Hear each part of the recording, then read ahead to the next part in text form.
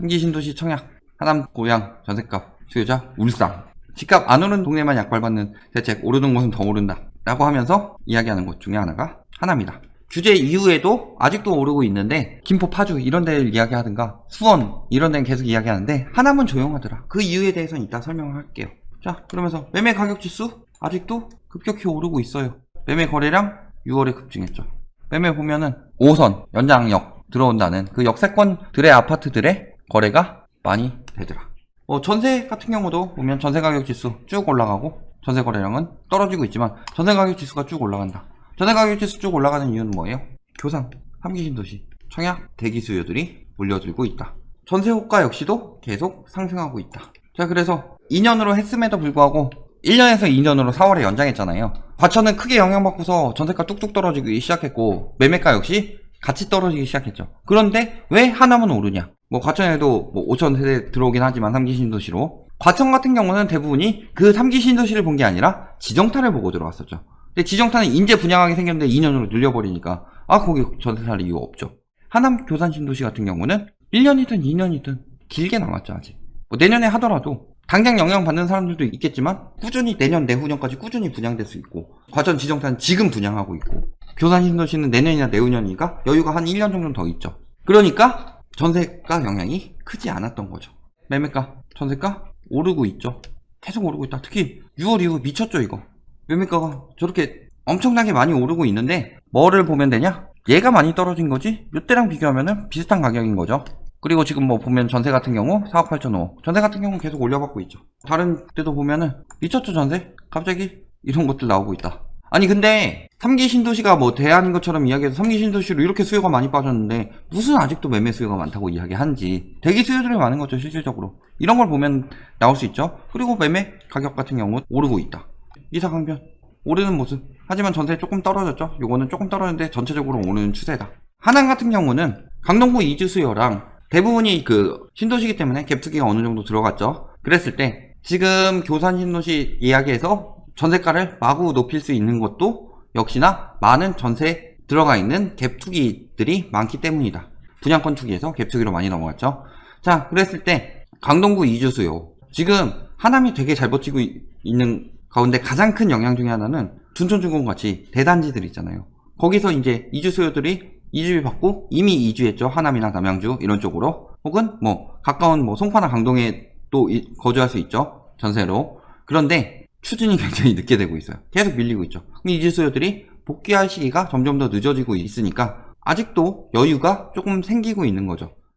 진짜 크게 무너지는 거는 강동구 이주 수요 빠지고 교산 신도시 수요 빠질 때 전세가 쫙 빠지면서 급매물이 나올 수가 있는데, 그 전에 서울 중심부, 특히 강남을 중심으로 하락세가 나타나게 되면은, 지금 서울 뜬다니까 또 다시 하남 같은 경우는 장점이 강동 쪽으로 통해서 강남으로 이동이 편하죠. 그래서 하남, 과천, 분당 이런 데들이 강남의 영향을 크게 받을 수밖에 없는 지역이다. 그래서 지금 점점 더 규제가 강하게 들어가고, 특히 재건축 규제가 강하게 들어가면은 가장 많이 타격이 있는 데가 강남하고 목동이라고 그랬죠. 강남이 재건축부터 하락세 나오고, 법인 같은 경우도 많은 보유세 때문에 법인으로 넘겼던 건데 그게 보유세가 쏟아져 나오게 되죠. 자기 법인으로 넘겼던 리센치 같은 그런 경우 법인 보유세도 많이 나오게 되고, 여러 가지로 지금 안 좋다. 그래서 다시 서울로 빨대 효과 난다고 하는데, 빨대 효과 난다고 띄워주는 데가 어디예요? 노도강. 왜냐면 강남은 많은 규제에 일단 묶여있고 높은 집값이 이미 돼서 수요도 없다.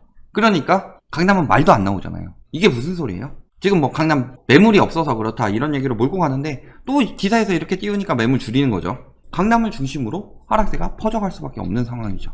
그럼에도 불구하고 특히 재건축 아파트 다시 들어가려면 그 전세금이라도 마련해야 되는데, 그러니까 팔아치우든가, 팔아치우려면은 근데 빨리 안 팔리니까 가격이 떨어지겠죠. 이런 식으로 퍼져나가면서 하남으로 퍼져나가서 일시적으로 먼저 안정세를 만들고, 그 다음에 하남 같은 경우는 제대로 된 하락세가 언제 나오느냐? 전세 수요들이 쫙 빠질 때. 자, 그럼에도 불구하고 하남 띄우기 하남 이런 거 하고 있죠. 지하철 온다고 집값 10억 초읽기, 10억 클럽도 이야기하고 있죠. 그러면서 이사 강변 아파트들 엄청 오른 데도 있고 조금 오른 데도 있고 오른 데들 지금 하고 있고, 일단 개통, 순항. 이거 근데 지하철 이거 온다 하는 거는 악재죠. 왜냐면은 지하철은 논의될 때 가격 띄우고, 일정 나오면 가격 띄우고, 연기됐다가 재일정 나오면 또 띄우고, 또 연기됐다가 제1정 나오면 또 띄우고 건설 들어가면 띄운다. 이런 상황인데 이 과정이 줄어들면은 띄울 시간이 줄어들잖아요. 그러니까 굉장히 이상하게도 지하철 호재, 전철 호재는 빨리 들어와야 좋은 건데 연장되고 연장될 때마다 가격을 더 띄우려고 하고 있다. 그러니까 빨리 8월 8일부터 개통 들어간다. 환영할 일이 아니죠. 이제 개통 들어가면 더 이상 띄울 일이 없잖아요. 교산 신도시도 어때요? 철도 노선안 이런 거 나오고 있다. 그러니까 3기 신도시 이쪽으로 돌고 있죠. 이거 어디로 연결돼요? 잠실. 여기도 분양하게 되면은 로또에다가 지금 오히려 하남 미사지구보다 잠실로는 더 빠르죠. 엄청나게 좋은 거다. 3, 5호선 막 다니고. 교산 신도시도 미리미리 깔아 놓는 거죠. 물론 3기 신도시가 적당한 분양가로 나오면 할만하죠. 그리고 강남 접근성 좋으니까 분양가 괜찮으면 분양 받아볼만 하죠. 그런데 그게 좋다고 그 전부터 계속 띄우는 이유는 교산 분양 많이 받으라고도 있지만 거주자 우선 혜택 받을 거니까 미사 들어와서 전세 살아서 전세가 좀 띄워줘라. 그래야지 갭 투기 분들이 매매가를 올리기 너무 편해진다. 집값이 올라서 갭이 늘어나게 되면은 매도도 힘들어지는데 전세가가 같이 올라주면은 갭이 줄어드니까 매도도 편해지고 그래서 활성화되면서 집값 띄우기 더 좋다. 그러면은 나중에 아무리 공공택지더라도 주변 시세를 고려 안 할 수는 없기 때문에 주변 시세 대비 엄청 낮추더라도 엄청 비싼 가격에 분양할 수 있다. 이런 식으로 계속 유도를 하는 거죠. 언론이 부동산에 대해서 나쁜 이야기 하는 적 별로 없다. 지금 막 그러니까 이렇게 띄워가지고 개별 공시지가 상향 신청 폭주한다. 공시지가 올리면은 보유세 많이 내고 이래서 다 지금 반대하고 있는데 왜 저기는 올려달라고 그래요? 당연히 보상금 많이 받으려고 그러죠. 그런데 옆에 신도시를 계획해서 지은 게 국가죠. 국가의 혜택을 받아서 땅값이 올라갔죠. 그리고 교산 신도시 개발한다고 해서 기대감 높아지면서 오른 거죠. 그런데 왜 이득은 이 사람들이 보려고 하느냐? 더 많이 받고 싶으니까. 하지만 적당히 해야죠. 그래 놓고서 또 저기 올려주면은 토지 보상금 또 부동산 시장으로 흘러 들어와.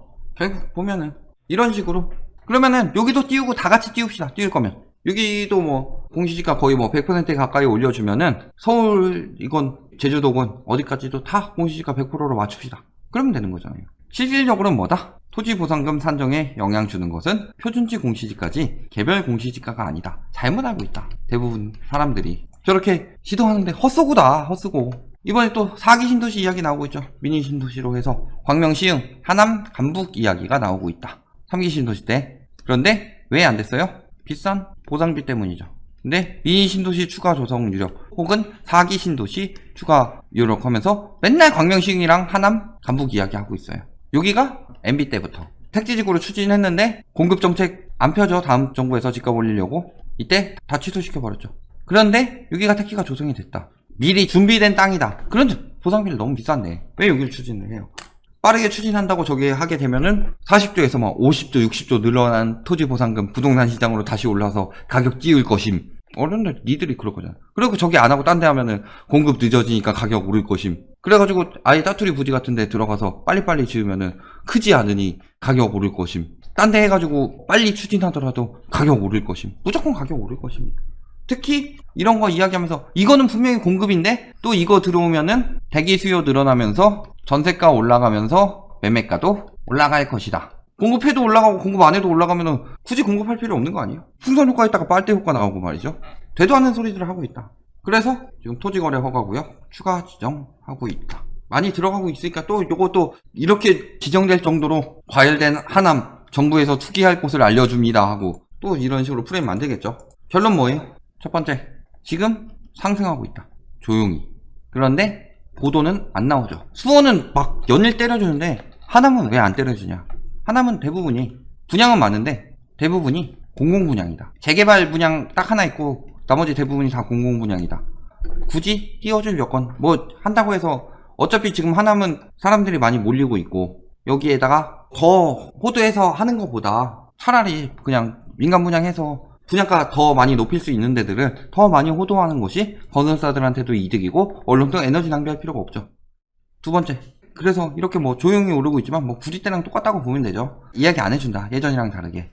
문제는 하남 집값은 단기적으로 강남 4구의 영향을 받으면서 퍼질 것인데 이거 지금 굉장히 강력하게 들어가고 있죠. 보유세, 종부세 영향 가장 많이 받는 지역이 강남이죠. 그래서 단기적으로는 강남 4구의 영향을 받으면서 하락세를 나타낼 것이고 2년 정도 부터 기미가 나오기 시작할 건데 재건축 이주 수요랑 그 다음에 신도시 대기 수요, 청약 대기 수요 빠지면서 전세 급격히 떨어지고 이때 갭투기 폭망하는 시기가 온다. 그러니까 지금 샀다가 잠깐 오를 때 팔면 되지 않아요? 그 잠깐 오르는 시기도 없어요. 이제 7월에 규제 나오고 8월에 또 나오고 계속 나오는데 중간에 또 오를 것 같으면 또 나오고 또 나오고 또 나올 텐데 오를 시기가 있을 것 같아요. 그리고 경제 상황도 점점 더 악화되고 있고 근데 더 내릴 금리는 없고 유동성 증가한다고요? RP 다시 팔아치우고 있어요. 그런데 어떻게 지역별로 오른다고는 이야기가 쉽게 나올 수가 있느냐, 그런 부분 잘 생각해 보시면은 결론이 나와요. 제가 왜 모든 지역 여기는 좋은데 왜 여기도 까고 여기는 좋은데 왜 여기도 까고 투기 많이 들어가는 지역들 까고 있고, 그거는 단기적으로 굉장히 많이 쌓인 거품과 장기적인 경제 상황 그리고 장기적인 부동산 상황을 봤을 때 모든 거품 낀 지역들이 다 똑같이 흘러갈 것이기 때문에 그렇게 이야기를 하는 거죠. 지금 또 거품이 끼고 있는 하남은 점점 더 위험해지고 있다는 거 꼭 기억하시기 바랍니다.